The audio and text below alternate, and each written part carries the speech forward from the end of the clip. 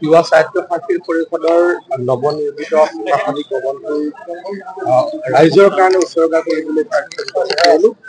অনুজ পেগু ডাঙৰীয়াই আনুষ্ঠানিকভাৱে এই ভৱনটো ৰাইজৰ কাৰণে মুকলি কৰি দিলে। মই ইয়াতে থাকিবলৈ পাই অত্যন্ত সুখী হলো।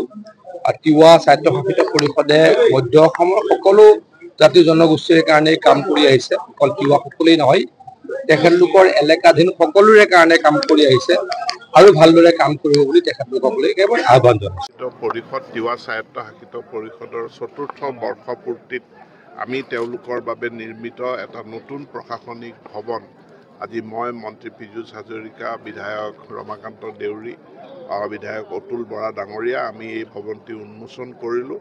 আৰু তিৱা স্বায়ত্তশাসিত পৰিষদখনে এই নতুন প্ৰায় ৫ কোটি টকা ব্যয় সাপেক্ষে নিৰ্মাণ কৰা কাৰ্যালয়ৰ জৰিয়তে মৰিগাঁৱত তেওঁলোকৰ স্থায়ী কাৰ্যালয় হ'ল, পৰিষদখনো স্থায়িত্ব পাইছে।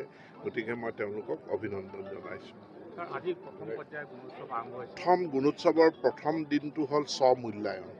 ইয়াত স্কুলসমূহে, বিদ্যালয়সমূহে নিজে নিজৰ মূল্যায়নখিনি তেওঁলোকে কৰে। অহা কালিৰ পৰা বহিৰ্মূল্যায়ক বা এক্সটাৰ্নেল ইভালুৱেটৰ আহিব আৰু এই প্ৰথমটো পৰ্যায়ত আমাৰ প্ৰায় 15,000খন বিদ্যালয়ত মূল্যায়ন হ'ব আৰু মই সকলোৰে সহায় সহযোগিতা কামনা কৰিছোঁ।